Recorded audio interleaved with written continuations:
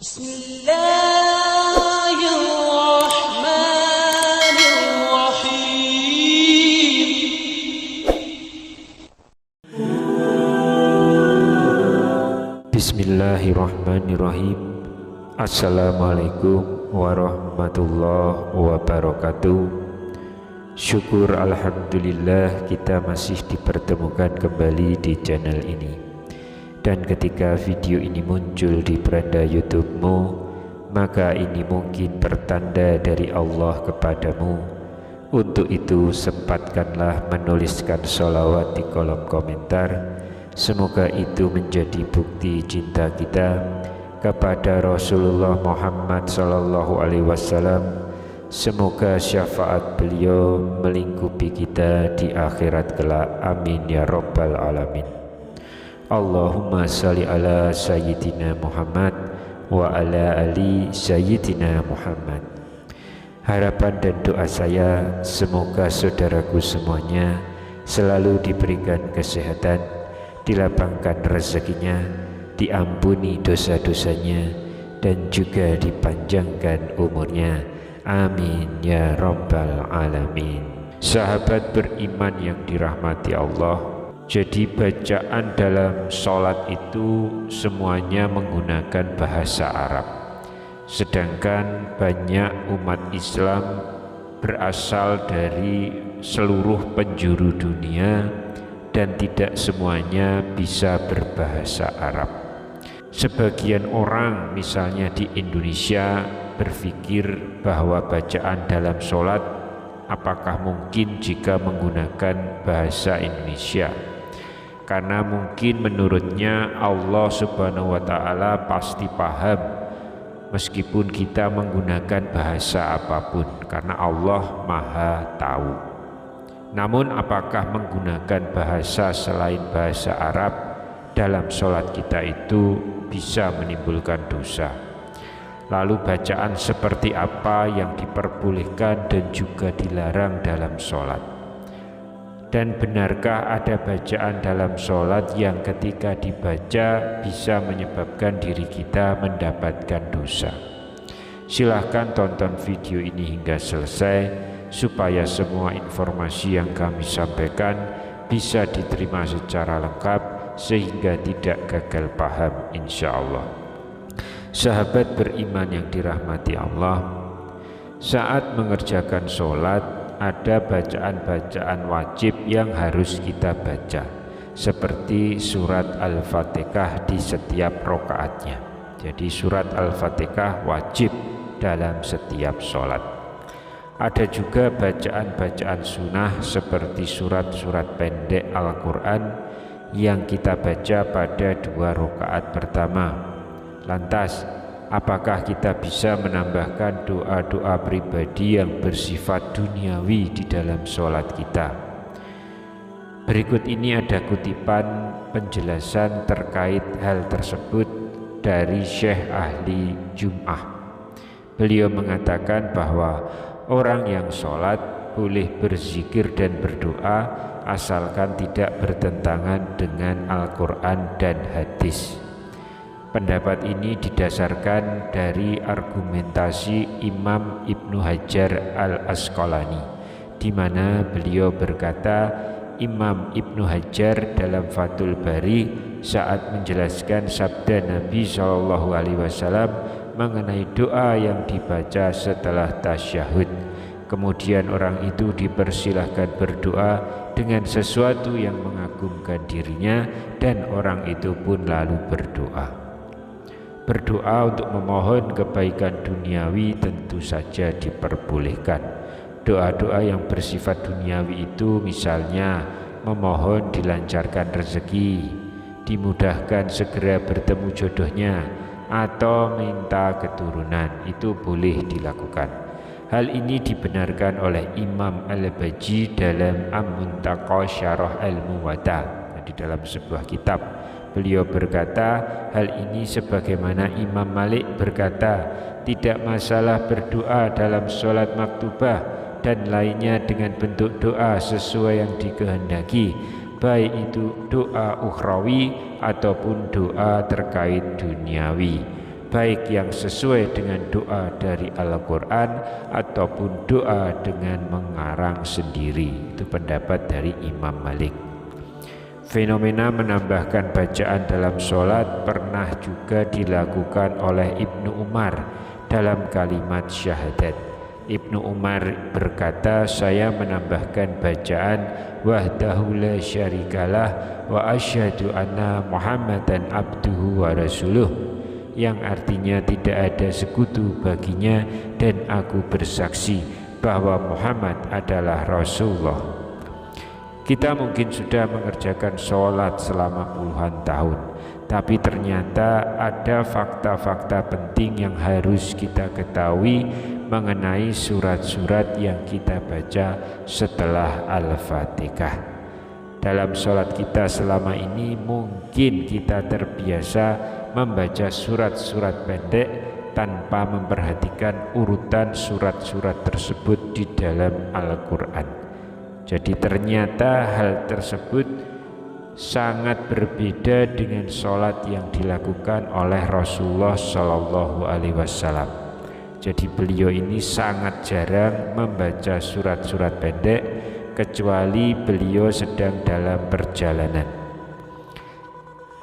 Misalnya ketika sholat subuh, Rasulullah Shallallahu Alaihi Wasallam terbiasa membaca surat Qaf pada rakaat pertama dan surat Ar-Rum pada rakaat kedua. Beliau juga pernah membaca surat At-Takwir dan surat Az-Zalzalah. Nabi Muhammad SAW memilih membaca surat-surat yang tergolong panjang ketika sholat, dan hal ini pernah dialami sendiri oleh salah seorang sahabat dari Abu Sa'id Al-Khudri. Ia berkata, suatu ketika sholat zuhur sedang ditunaikan, lalu seseorang pergi ke sebuah perkampungan di Baqi dan ia pun melaksanakan aktivitasnya di sana. Kemudian ia berwudu dan mendatangi jamaah sholat lagi, dan ternyata Rasulullah SAW masih berada pada rakaat pertama karena saking panjangnya bacaan beliau. Hadis riwayat Muslim. Selain daripada itu, Rasulullah juga memilih surat secara berurutan. Mengenai hal ini dibenarkan oleh Imam Nawawi dalam kitabnya At-Tibyah. Beliau mengatakan bahwa Al-Quran itu tidak semata-mata disusun secara berurutan, namun ada hikmah di balik susunan surat-surat tersebut. Karena itu sudah sepatutnya ketika kita membacanya pun mesti dikerjakan secara berurutan. Hal ini juga berlaku ketika sholat. Misalnya membaca surat Al-Baqarah di rakaat pertama, maka di rakaat kedua seyogianya kita membaca surat Ali Imran, dan begitu seterusnya, jadi berurutan. Lalu ada pertanyaan, bagaimana jika pada rakaat pertama kita membaca surat An-Nas, ini surat terakhir dalam Al-Quran. Maka Imam Nawawi meriwayatkan bahwa sebagian ulama mengatakan setelah membaca surat An-Nas, maka pada rakaat kedua dilanjutkan dengan surat Al-Baqarah. Lalu bagaimana jika ada orang yang setelah membaca surat An-Nas di rakaat pertama, kemudian di rakaat keduanya malah membaca surat Al-Ikhlas?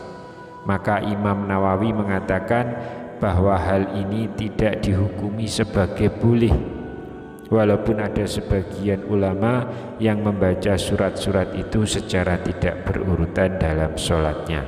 Namun sebagian ulama yang lain tetap tidak menyukai orang yang membaca surat Al-Quran dalam sholatnya tanpa memperhatikan urutan.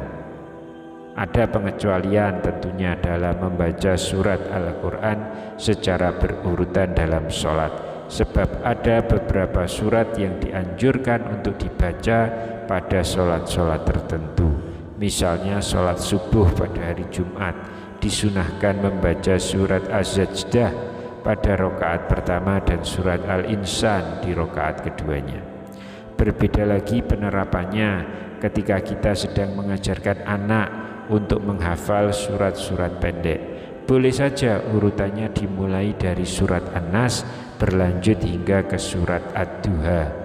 Cara ini diambil demi memudahkan si anak untuk menghafal.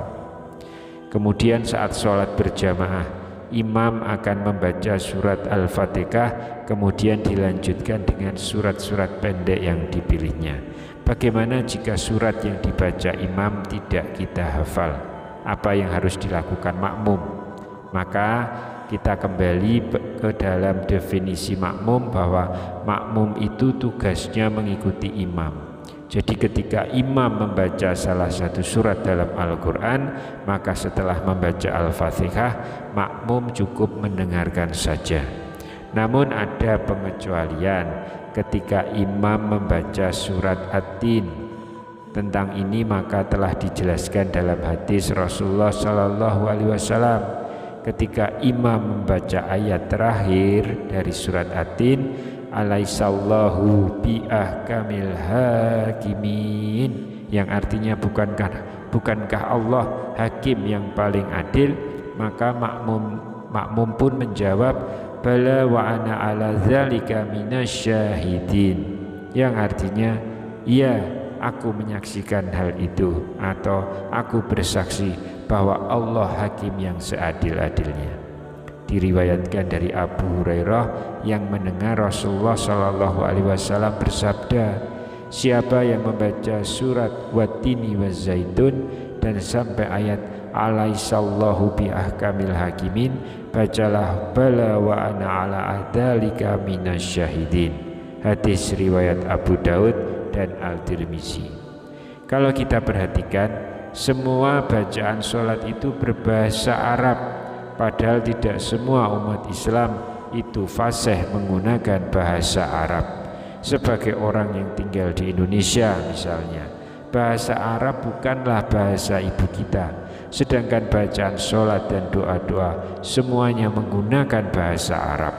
Bagaimana kalau kita belum menghafal bacaan sholat dalam bahasa Arab? Apakah boleh menggantinya dengan bahasa Indonesia? Dalam sholat kita sudah diperintahkan untuk mengikuti cara sholatnya Rasulullah SAW. Kerjakanlah sholat sebagaimana kalian melihatku melakukannya. Hadis riwayat Bukhari. Membaca bacaan selain yang dicontohkan oleh Nabi SAW itu tidak boleh dilakukan. Berbicara atau melafalkan sesuatu di luar bacaan yang telah ditentukan, maka bisa membatalkan ibadah itu. Hal ini berdasarkan pendapat mazhab Hanafi dan Hambali. Sedikit berbeda dengan mazhab Syafi'i dan Maliki yang berpendapat bahwa jika seseorang mengeluarkan perkataan saat sholat itu tidak membatalkan ibadah jika alasannya lupa dan perkataan yang keluar itu juga hanya sedikit. Larangan berbicara saat sholat sebenarnya sudah diperingatkan oleh Allah. Suatu hari para sahabat sedang melaksanakan sholat bersama Nabi SAW. Kemudian dua orang sahabat malah asik ngobrol. Karena kejadian itu maka turunlah ayat Al-Quran, berdirilah karena Allah dalam sholatmu dengan khusyuk. Quran surat Al-Baqarah ayat 238. Rasulullah SAW tidak pernah memberikan keringanan perihal bacaan sholat yang berbahasa Arab. Namun ada solusi yang ditawarkan. Dalam kitab Sunan Abu Daud, Rasulullah SAW memberikan cara bagi orang-orang Arab terdahulu yang belum menghafal Al-Fatihah. Beliau bersabda, jika tidak bisa berbahasa Arab, hendaklah bertahmid, bertakbir, dan bertahlil. Jadi ada ibadah yang tidak bisa ditawar-tawar dalam pelaksanaannya, seperti misalnya caranya berhaji atau makanan yang diharamkan. Jadi begitu pula dengan cara kita sholat. Hal ini untuk menjaga kemurnian dalam sholat. Dalam melakukan sholat, semuanya harus dilakukan dengan bahasa Arab. Sahabat beriman yang dirahmati Allah, sekali lagi tidak ada tawar-menawar dalam hal bacaan sholat. baik dalam hal gerakan ataupun dalam bacaannya. Semua harus kita kerjakan sesuai petunjuk yang diberikan Rasulullah Sallallahu Alaihi Wasallam, tidak boleh dikurangi ataupun ditambah. Wallahu a'lam bishawab. Subhanakallahumma wa bihamdika asyhadu alla ilaha illa anta astaghfiruka wa atubu ilaik. Demikian yang bisa saya bagikan di kesempatan kali ini. Semoga pembahasan ini dapat memberikan manfaat untuk kita semua. Amin ya rabbal alamin. Wassalamualaikum warahmatullahi wabarakatuh.